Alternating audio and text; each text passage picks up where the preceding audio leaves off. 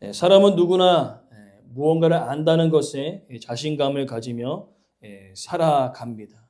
예를 들어 농사일을 오래 하신 분들에게는 그 농사일을 이야기할 때 내가 평생 농사를 지었기 때문에 이것은 능히 내가 다 알아 라고 이야기하는 것처럼 이와 같은 모습은 신앙생활에도 자연스럽게 스며들어서 오랫동안 신앙생활하는 사람들에게는 무언가를 물어볼 때 다 안다라고 이야기할 때가 있다는 것이죠. 그러나 우리가 그곳에 가만히 집중적으로 살펴보면은 안다고 생각하지만 제대로 모르는 경우들이 간혹 발생한다는 것입니다. 예를 들어 농사를 아무리 오래 지었다 할지라도 요즘 나오는 병충해의 대처법과 또 새로운 씨앗이 나왔을 때 그 특징을 제대로 간파하지 못한다면은 경험만 믿다가 수확을 망칠 때도 있다는 것입니다. 그것은 바로 우리의 신앙생활에도 마찬가지라는 것입니다. 우리가 오랫동안 신앙생활했지만 성경에서 이야기하는 그 하나님, 성경에서 이야기하는 그 예수님에 대한 부분들을 오해하고 잘못 알았을 경우에는 우리의 신앙의 그 능력과 생명력이 나타날 수 없다는 것입니다. 특별히 오늘 본문에 나오는 이 아볼로라는 사람이 바로 그와 같았다는 것입니다. 성경에 능통했지만 요한의 세례만 알 따름이라라는 그 문구를 통하여서 우리는 알 수 있는 것은 이 아볼로가 아무리 성경에 박시가 할지라도 복음의 일부만 알았다는 것입니다. 그래서 오늘 본문은 확실하지요. 복음의 일부를 아는 사람과 복음의 전부를 아는 사람의 신앙의 차이가 확실히 있다는 것이고요. 특별히 이 아볼로를 중심으로 해서 복음의 일부를 알았던 그 사람이 이제 복음의 전부를 알고 그 삶이 어떻게 변화되어지는지를 우리가 말씀 통해 살펴보면서 오늘 우리의 삶도 복음의 일부가 아닌 복음의 전부를 깨닫고 우리 안에 생명력과 주님이 주신 능력이 넘치는 그런 그리스도인으로서 살아가기를 간절히 소망합니다. 첫 번째로 우리가 살펴볼 것은요, 24절부터 25절에 복음의 일부를 알았던 바로 아볼로의 모습을 볼 수 있습니다. 그러니까 열심은 있었으나 중심이 빠져 있었다는 것이죠. 오늘 특별히 이 아볼로라는 사람을 등장시킬 때 중요하게 여기는 단어가 있습니다. 바로 알렉산드리아라는 것이죠. 당시 알렉산드리아는 원래는 이집트의 수도였습니다. 그러나 이제 이집트가 로마로 이제 편입되어지면서 로마 속국의 하나의 큰 도시 중에 하나였다는 겁니다. 특별히 로마 이전에 헬라 제국이 있지 않았습니까? 알렉산더 대왕은요, 각 지역 중에 아주 중요한 요충지는요, 자신의 이름을 다 집어넣습니다. 그래서 오늘 본문에 이 알렉산드리아라는 의미는 알렉산더 대왕의 이름을 따서 만든 지명이었다는 것입니다. 그리고 더 나아가 당시 예수님이 죽으신 이후에 사도 바울이 선교 여행을 할 그 시대에요, 로마에 크게 4개의 중요 도시가 있습니다. 바로 에베소, 로마, 그다음에 수리아, 안디옥, 그다음에 알렉산드리아입니다. 그러니까 상업적으로나 교통적으로나 아주 발달한 곳인데 왜 하필 아볼로를 소개했을 때 알렉산드리아라고 이야기했냐면은 그 이유가 있다는 것입니다. 왜냐면요, 여기는 알렉산드리아는 파피루스 종이가 생산되어지는 곳입니다. 당시에는 파피루스 종이에 성경을 기록했지 않았습니까? 이곳에서 파피루스 종이가 많이 생산되기 때문에 이곳에 특별히 구약을 번역한 책들이 많이 있었다는 겁니다. 특별히 72년이 바로 이곳에서 발행되어졌고, 더 나아가 아주 철학적으로나 학문적으로나 아주 중요한 그런 도시 중에 하나였다는 겁니다. 왜 그러냐면 예수님 동시대에 살았던 필로라는 학자가 있었습니다. 아주 유명한 학자였습니다. 구약의 성경에 능통하여서 이 구약 성경을 해석하고 또한 전하는데 탁월한 1인자 중에 하나였다는 겁니다. 거기가 어디 지역이죠? 알렉산드리아 지역. 그렇기 때문에 많은 사람들에게 너의 출신이 어디냐?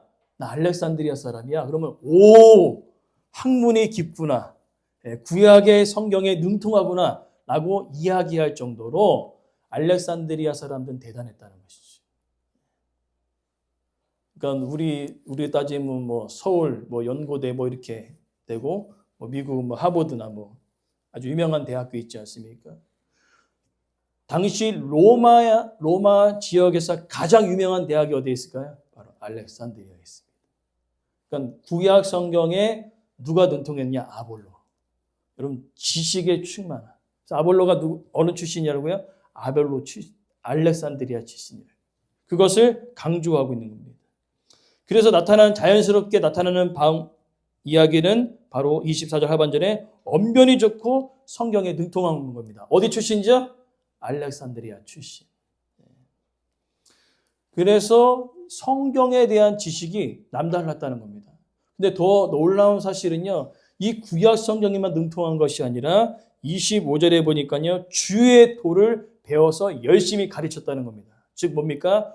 구약에서 이야기하는 건 메시아, 즉 예수님에 대한 그 모든 예언과 그 구약에 대한 메시아에 대한 예언을 가장 많이 등장하는 그 이사야의 그 내용조차도 능통했던 사람이 누구라고요? 아볼로였다는 거죠. 대단하지 않습니까? 네. 대단한데 문제가 발생합니다. 25절 하반절에 요한의 세례만 안다라고 얘기하는 겁니다. 이게 도대체 무슨 말인가라고 생각할 수 있는데, 세례 요한이 당시 예수님 앞서서 주의 길을 예비한 것을 우리가 알 수 있습니다. 회개하라, 천국이 가까이 왔느니라 하고 그 길을 제시했습니다. 그러나 세례 요한은 그 사역을 마무리하고 더 중요한 예수님이 그 이후에 있는 십자가의 죽으심과 부활은 목격하지 못했습니다. 그리고 그것에 대한, 그러니까 회개에 대한 메시지를 통하여서 죄를 깨닫게 하였지만은 가장 근본적인 바로 구원의 은혜에 대해서는 그 세례 요한이 확실하게 알지 못했다는 겁니다. 근데 오늘 본문의 내용은 이 아볼로는요, 요한의 세례, 즉 회개에 이르는 것을 확실하게 알겠어요. 그러나 구원에 이르는 그 놀라운 복음을 몰랐다는 것이죠. 죄를 회개하는 회개는 알았습니다. 그러나 거기서 멈춰 있는 것이 아니라 그것은 복음의 일부만 안 것이죠. 죄를 회개했으면 어떻게 해야 되죠? 이제는 하나님께로 나아가 구원의 은혜를 누려야 되지 않겠습니까? 그러나 오늘 아볼로는요, 거기까지였다는 거예요. 여러분, 죄를 회개해야 합니다. 그리고 어떻게 해야 되나? 거기서 멈췄다는 거죠. 그러면서 이제 26절에 보니까요, 그렇게 복음의 일부를 알았던 그 아볼로가 이제 본문의 회당에서 설교를 쫙 이어나갑니다. 근데 거기서 곰곰이 듣고 있던 브리스길라 아굴라가 있었어요. 뭔가가 빠졌어요.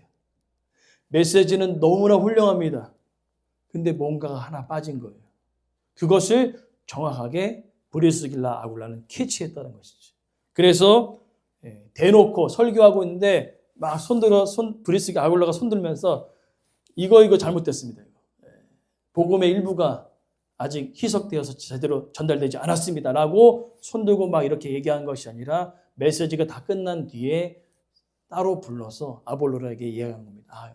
아볼로 선생이야. 열심히 구약에 능통하시고 잘 설교했지만 제일 중요한 하나가 빠졌습니다.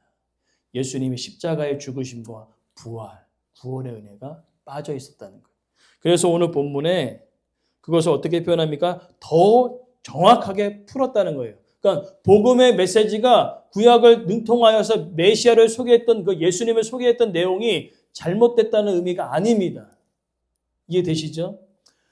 아볼로가 전한 내용이 잘못됐다는 이유가 아니에요. 그러나 뭐가 문제입니까? 죄를 회개한 것까지는 괜찮았는데 그렇다면 회개한 그들이 뭘 해야 됩니까? 하나님께로 나아가 구원의 은혜를 누려야 되지 않겠습니까?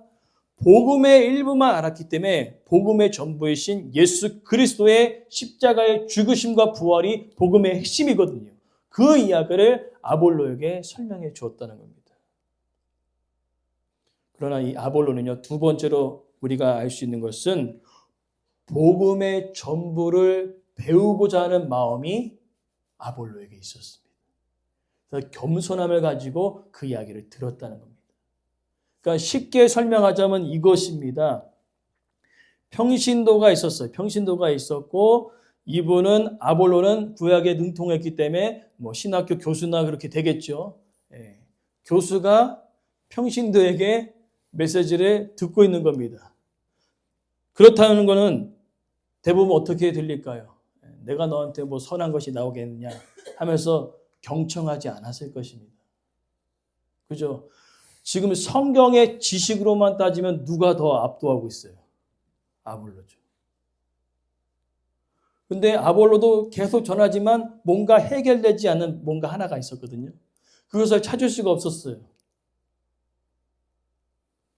근데 브리스길라 아굴라가 그 복음의 핵심이신 예수 그리스도의 십자가의 죽으심과 부활을 딱 이야기하는 겁니다.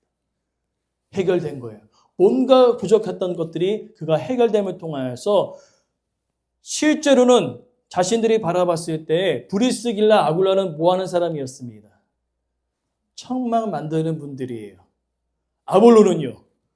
학문과 구약에 능통한 사람입니다. 이게 쉬울까요? 어려울까요? 진짜 어려운 거거든요. 그러나 아볼로는 준비가 되어 있었습니다. 즉 자신이 복음의 메시지를 전하지만은 일부만 전해지는 것들을 그가 어느 정도 느끼고 있었다는 것이죠. 그래서 그 온전한 그 복음의 메시지가 브리스길라 아굴라를 통하여 전해질 때에 그는 겸손함으로 그것을 받아들였다는 것입니다. 아, 내가 이 복음의 핵심이신 예수 그리스도의 십자가의 죽음과 부활의 역사 그것이 빠져 있었었구나. 그리고 그가 그것을 듣게 되어지죠. 그리고 듣자마자 아볼로가 어떻게 합니까? 27절, 28절에 에베소에 있다가 아가야로 건너갑니다. 여기 아가야로 기록되어 있지만은 19장 1절에 보니까요. 아가야가 어디입니까? 고린도로 갔어요. 즉 오늘 본문이 갑자기 바울이 선교 활동하다가 갑자기 아볼로가 확 등장하는 거예요. 이해가 안 되죠, 갑자기? 샌드위치처럼 아볼로가 확 들어갔잖아요. 바울의 이야기를 하다가. 왜 들어갔을까요? 이유가 있습니다. 바로 바울이 1년 6개월 동안 고린도 지역을 방문해서 열심히 복음의 사역을 감당했습니다. 근데 고린도 지역이 어느 지역이었죠? 우상 숭배뿐만 아니라 성적으로 도덕적으로 완전 타락한 곳이었습니다.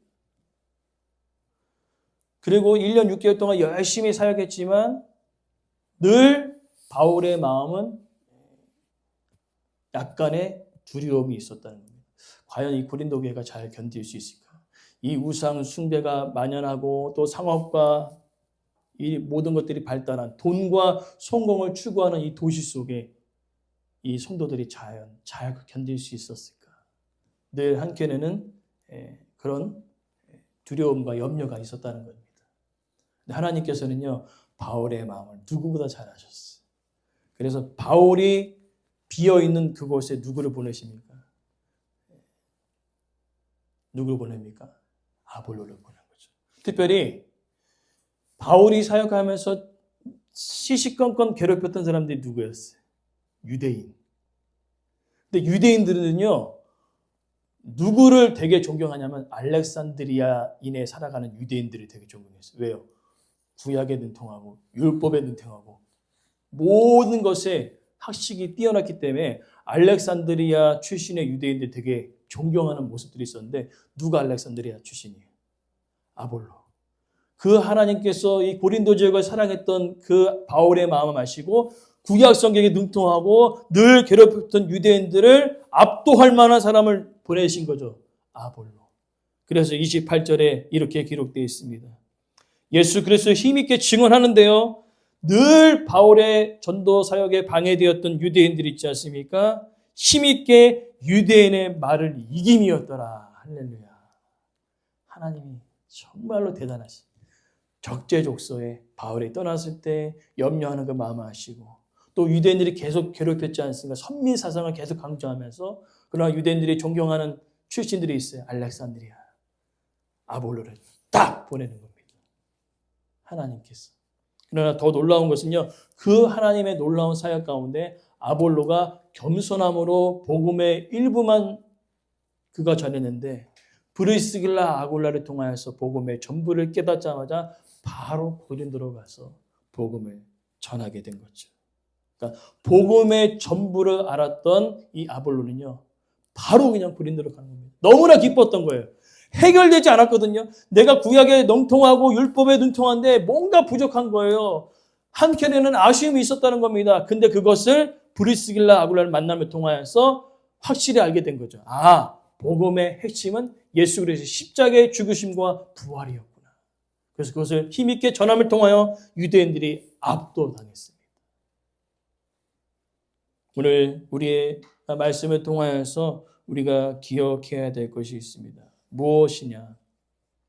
오늘 우리의 삶도 복음의 일부를 알고 살아가는 자와 복음의 전부를 알고 살아가는 자의 신앙의 차이가 있다는 것입니다. 그러니까 복음의 일부를 알고 살아가는 자들은요, 이 죄에 대해서 민감합니다. 죄에 대해서. 아, 내가 하나님의 백성인데 또 죄를 지었네. 어떡하지? 늘 불안하고 두려움 가운데 살아간다는 거죠. 왜 그렇습니까? 복음의 일부만 알아서 죄에 대하여 하나님이 심판하시면 어떨까? 그 공의의 하나님, 그것들만 더 깊이 묵상하게 되어지고, 또 한국의 정서 자체가 바로 그런 거였거든요. 그래서 늘 불안하고 두려움 속에 교회로 오는 경우들이 많아요. 내가 죄를 지면 어떡하지? 하나님께서 심판하신 거 아닌가? 막 예를 들어서 벼락이 치고 또 천둥이 치면 괜히 막 마음이 쫄려가지고 아유, 하나님께서 나에게 죄 지은 거 어떻게 하시고 또 천둥과 번개를 막 치시나, 그렇게 살아가지 않습니까? 복음의 일부를 아는 사람들은요, 그렇게 두려움 가운데 불안한 가운데 살아가요. 그러나 복음의 전부를 알 때 달라진다는 겁니다. 그러니까 예수님은요, 함께 따라 하셨으면 좋겠습니다. 죄를 지적하신 것이 아니라 나의 죄를 대신 담당하러 오셨습니다. 아멘. 이게 엄청난 중요한 핵심이에요. 죄를 지적하러 오신 것이 아니에요. 근데 우리는 늘 그런 정서 가운데 살아간다는 거예요. 그래서 사단이, 야, 아이고, 하나님의 자녀라면서 너 이렇게 역하고 또 실패하고 또 죄 짓고 막 이러냐? 그래갖고 늘 두려움 가운데 교회로 오는 거죠. 그럼 두려움 가운데, 염려 가운데 오면 그 예배에 나오는 것이 기쁠까요? 억지로 나올까요? 억지로 나올 수밖에 없는. 늘 불안한 가운데 예배를 드리는 겁니다. 그러나 복음의 전부를 알 때 기쁨으로 예배를 나올 수 있는 것이죠. 아, 내가 죄를 지었고 연약하지만 하나님께서 그 죄의 문제를 가지고 하나님께 나아갔을 때 하나님 그 죄를 용서하시고 다시는 기억하지 아니하신다는, 공의의 하나님도 있지만 사랑의 하나님도 우리가 알 때 우리는요, 기쁘게 예배할 수 있다는 것입니다. 오늘 아볼로도 그렇게 성경의 지식에 능통했지만 한 가지가 부족해서 늘 아쉬움 가운데 살아갔습니다. 그러나 브리스길라 아굴라를 통하여 복음의 전부를 깨닫게 됐다는 거죠. 오늘 우리의 삶 가운데 비록 브리스길라가 아굴라가 평신도였지만 그들은요, 복음의 전부를 알고 살아가는 자였다는 거죠. 오늘도 마찬가지입니다. 아무리 교회를 오랫동안 다녀도 이 복음의 전부를 알지 못하면요, 늘 불안하고 염려 가운데 살아가는 겁니다. 마치 신앙생활 오래 한 것들이 이게 경력이 쌓인 것처럼 느껴져서 그것이 믿음의 척도로 나타날 때 있는데 그것이 아니라는 거죠. 비록 초신자일지라도 복음의 핵심을 바로 아는 자는 신앙의 경영이 아무리 옳은 자보다 복음의 핵심, 복음의 전부를 아는 자가 더 기쁘게 예배할 수 있는 것입니다. 그러니 우리는 뭘 자랑하느냐? 우리의 신앙의 연차를 자랑하는 것이 아닙니다. 뭘 자랑합니까? 나를 위해 죄를 대신 담당하여 죽으신 예수 그리스도의 십자가를 자랑하는 것입니다. 하나님을 자랑하는 것입니다. 그것이 바로 복음을 전부를 아는 자라는 것이죠. 그렇기 때문에 오늘 본문의 아볼로의 이야기를 한마디로 요약하자면 변화의 이야기였습니다. 처음에 복음의 일부만 알았습니다. 마음 한켠에 뭔가 늘 부족했습니다. 말도 잘하고 성경에 능통합니다. 많은 사람들이 인정합니다. 야, 알렉산드리아 출신이래. 그러나 정작 아볼로의 이 마음속에는요, 늘 아쉬움이 있었던 거예요. 뭐가 내 인생 안에 뭐가 빠졌지? 뭐가 부족한 거지? 구약에서 이야기하는 그 이사야가 얘기했던 그 메시아를 내가 누구인지 알았는데 뭐가 부족한 거지? 라고 생각했을 때 하나님은요, 브리스길라 아굴라를 보내면서 십자가와 부활의 은혜를 알려주었다는 것입니다. 그래서 그는 과거에는요, 자신의 열심으로 살아갔습니다. 자식의 지식을 자랑했던 사람이었습니다. 그러나 그 열심이 하나님의 복음을 깨달을 때 그 열심은 뒤로 하고 예수 그리스도의 십자가를 드러내는 자가 되었고요. 자신의 지식을 자랑했던 그 아볼로는요, 자신의 지식이 아닌 나를 위해 피 흘리신 예수 그리스도의 십자가의 죽으심과 부활을 자랑하면서 살아가는 자가 되었다는 것이죠. 무엇입니까? 지식의 신앙에서 은혜의 신앙으로 변화되어진 것입니다. 복음의 전부를 아는 것에서 삶으로 옮겨지는 신앙으로 바뀌어진 것이죠. 그러니까 우리가 아는 것 참으로 중요하지만 이 복음을 아는 것에서 삶으로 드러내는 것이 참으로 중요한 거죠. 그럴 때 오늘 본문의 메시지를 통하여 오늘날 우리들에게 이렇게 이야기합니다. 나는 지금 복음의 일부를 알고 살아가느냐, 복음의 전부를 알고 살아가느냐. 이 복음의 의미를 머리로만 알고 있느냐, 가슴속으로 내려와 내 삶 가운데 내 삶을 이끄시고 인도하시는 생명 되신 그 주님을 주인으로 모시며 살아가느냐. 그것이 완전히 신앙의 차이가 난다는 것이죠. 그러니까 예배를 드리는 이유도 뭔가 해서가 아니라 이미 받은 은혜에 감사하여 예배하는 자 완전히 다르다라는 것이죠. 그래서 오늘 우리는 이렇게 결단하기를 간절히 소망합니다. 하나님, 내가 복음의 일부가 아닌 복음의 전부이신 예수 그리스도의 십자가의 죽으심과 부활의 은혜를 날마다 묵상하고 기억하고 살아가게 하여 주십시오. 지식이 아니고 힘이 아니라 십자가, 하나님이 허락하신 그 은혜만 내가 강조하며 전하며 살아가게 하옵소서. 우리의 신앙이 지식에서 은혜로, 말씀의 이해를 알면서 삶으로 드러내는 순종으로, 형식에서 능력으로 옮겨지는 놀라운 그 복음의 역사, 변화의 역사가 오늘 저 여러분 삶 가운데 나타나기를 간절히 소망합니다. 그래서 복음의 일부가 아닌 복음의 전부를 알고 우리가 마지막까지 주님 주신 그 믿음의 구간을 우리가 잘 달려나가시기를 간절히 소망합니다.